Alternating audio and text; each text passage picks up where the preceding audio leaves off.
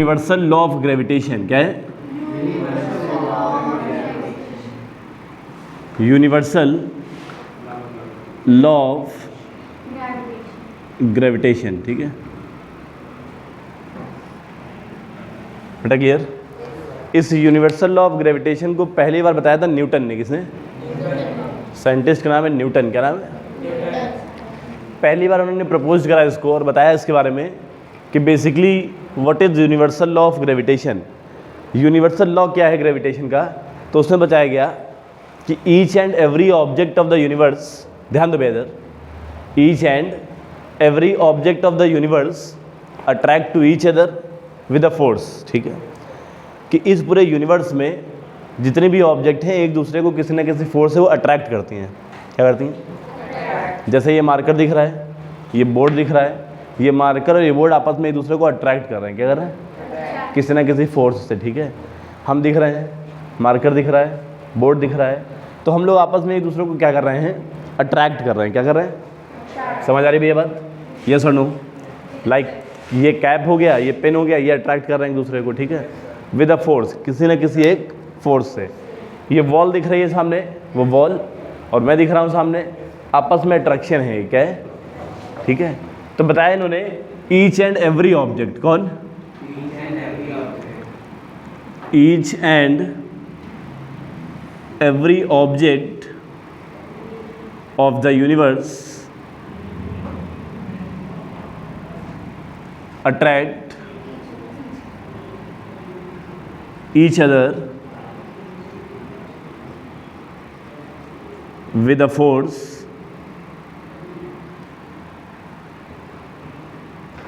बेटा इतनी बात क्लियर? अब ये फोर्स क्या है? सारी चीज़ एक दूसरे को अट्रैक्ट कर रही है। Each and every object. What?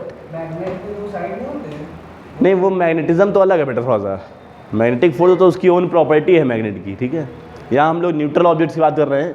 Like ये वॉल है, ये बॉटल है, बॉटल और वॉल एक दूसरे को अट्रैक्ट कर रही है। ठीक है, क्लियर? तो फोर्स जो है उसमें कह रहे थे कि एक कोई मून आर्टिफिशियल ऑब्जेक्ट मून है किसी प्लैनेट का, उसके पास ग्रेविटी नहीं है।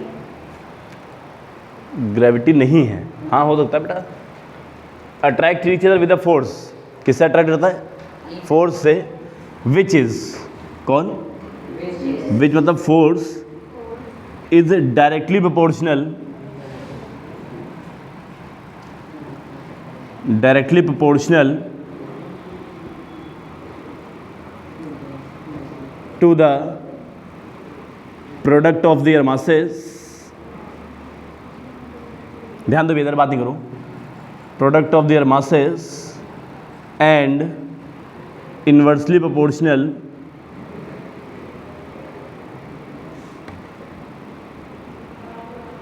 to square of proportional, good, to square of distance between them। बेटा क्लियर? क्या मतलब इसका समझो आप। ठीक है, तो दो नए वर्ड आपके पास में है। पहला वर्ड है प्रोपोर्शनल का मतलब क्या है sir? What is the meaning of directly proportional. दूसरा है what is the meaning of inversely proportional. ठीक है, डायरेक्टली प्रोपोर्शनल और इनवर्सली प्रोपोर्शनल का मतलब पता है सबको? नहीं पता है? फिर भी बता रहा हूँ, समझो क्या है। ठीक है, डायरेक्टली प्रोपोर्शनल और इनवर्सली प्रोपोर्शनल, इन दोनों लोगों का मीन समझो बेटा क्या है। ठीक है, फिर आगे बढ़ते हैं हम लोग क्या इसका मतलब है। ठीक है, जैसे ये हो गया आपका सेविंग्स। क्या हो गए? क्लियर? आपने कुछ सेविंग कर रखी है, मीन्स मान लेता हूँ ऐसा, आपने 50,000 रुपीज़ सेव करके रखे हैं अपने पास।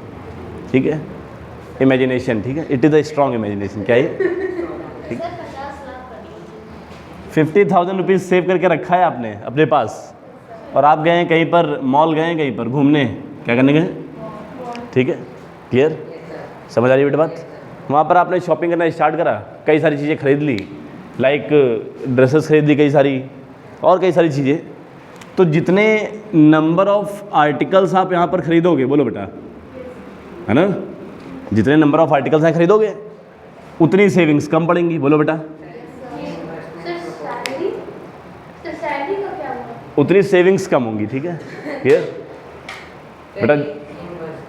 यस एग्जैक्टली ना, ये है इन्वर्सली प्रोपोर्शनल। क्या ये मीन्स अगर आपने मान लेता हूँ ऐसा कि 20,000 रुपीज़ की शॉपिंग कर डाली, ध्यान दो बेटा इधर, और 50,000 रुपीज़ आपके पास थे, तो 20,000 की शॉपिंग हो गई, कितने बचे 30,000, यस और नो।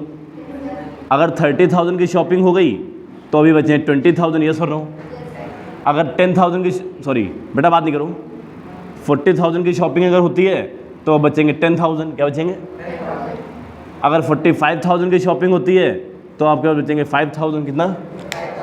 क्लियर चीज़ें हैं एकदम कि अगर यहाँ पर बिल बढ़ रहा है, क्या हो रहा है, अगर बिल ऊपर जाएगा तो सेविंग्स नीचे जाएंगी, बोलो बेटा ऐसा ही होगा। अगर बिल कम हो, क्या हो, तो सेविंग्स बढ़ेंगी, यस और नो।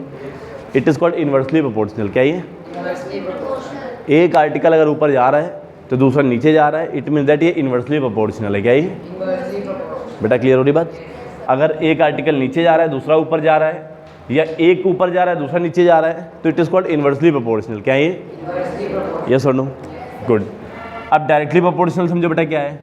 मान लेता हूँ इट इज़ अ बाइक, एक बाइक है मेरे पास, क्या है, ये रहा पेट्रोल डलवा रहा हूँ, उसमें क्या डलवा रहा हूँ, ये रहा रुपीज़, क्या है ये। अगर 1 लीटर पेट्रोल डलाता हूँ, सपोज मान लेता हूँ 100 रुपीज़ का, कितने रुपीज़ का, 2 लीटर पेट्रोल डलाऊंगा तो 200, 3 लीटर पेट्रोल डलाऊंगा तो 300, बोलो बेटा, 4 लीटर पेट्रोल डलाऊंगा तो 400। मीन्स जितने क्वांटिटी बढ़ेगी, जितना ये ऊपर जाता जाएगा ये पेट्रोल की क्वांटिटी, उतना ये बिल भी ऊपर जाता जाएगा, बोलो बेटा। अगर पेट्रोल की क्वांटिटी नीचे जाएगी तो बिल भी नीचे जाएगा, बोलो बेटा। पेट्रोल की क्वांटिटी ऊपर जाएगी तो बिल भी ऊपर जाएगा, ये सुनो। इट मीन्स दैट जैसे और भी कुछ चीज़ें हैं जो डायरेक्टली प्रोपोर्शनल होती हैं, जैसे आप लोगों की शैतानी और मम्मी का गुस्सा।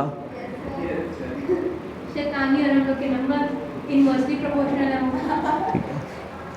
आप लोगों की शैतानी और मम्मी का गुस्सा बोथ आर डायरेक्टली प्रोपोर्शनल। क्या है ये, डायरेक्टली प्रोपोर्शनल। जितनी आप शैतानी करोगे उतना मम्मी को गुस्सा आएगा, होता भी ऐसा, यस सर, डायरेक्टली प्रोपोर्शनल है। क्या है, आप लोगों का मोबाइल में बिजी रहना और मार्क्स, ये इन्वर्सली प्रोपोर्शनल है। क्या है, समझ आ रही है बेटा बात। Each and every object of the universe attract each other with the force which is directly proportional to the product of their masses and inversely proportional to the square of distance between them. ठीक है, inversely और directly proportional तो समझ में आया बेटा यहाँ पर, गुड।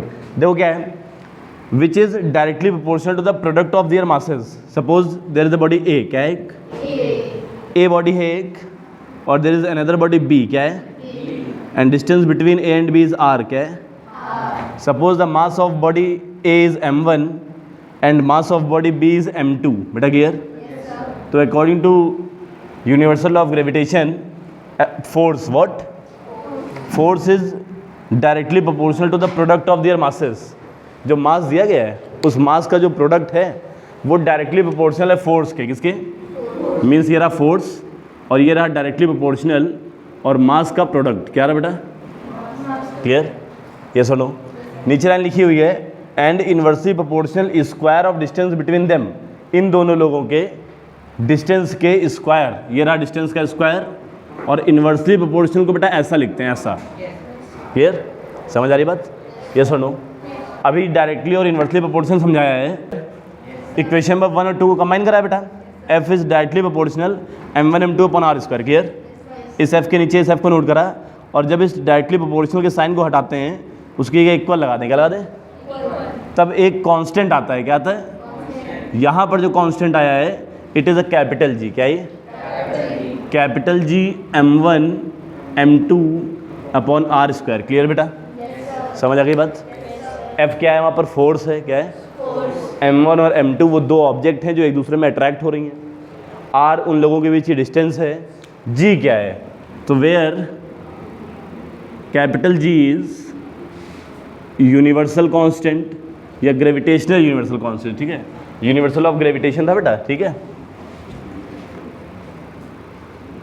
ग्रेविटेशनल कांस्टेंट, समझ आ रही बेटा बात, यस और नो, हाँ या ना, गुड। अब इसकी यूनिट अगर निकाली जाए, यूनिट देखो कैसे निकलेगी बेटा, फोर्स की यूनिट क्या होती है, Newton, yes or no, equals to capital G की कैपिटल जी रखते हैं अभी हम लोग। m1 की होती है kg, क्या होती है? m2 की होती है kg, क्या होती है? डिस्टेंस की होती है मीटर, क्या होती है? और स्क्वायर लगा इस वजह से स्क्वायर किया।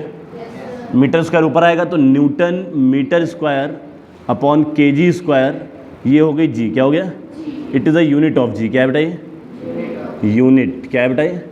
Newton metre square upon kg square. समझ आ रही बेटा बात? कैपिटल जी की वैल्यू होती है, value of capital ji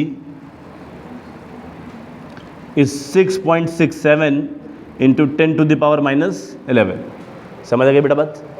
yes or no? अरे जी का क्या मतलब? ये capital G is a constant, क्या ये? जब जब ये साइन हटता है, बताया मैंने आपको अभी, ये प्रोपोर्शनल का साइन जब हटेगा तब इक्वल टू की वैल्यू आती है इसकी जगह पर, और हमेशा इसकी जगह कांस्टेंट आता है। क्या आता है? कांस्टेंट।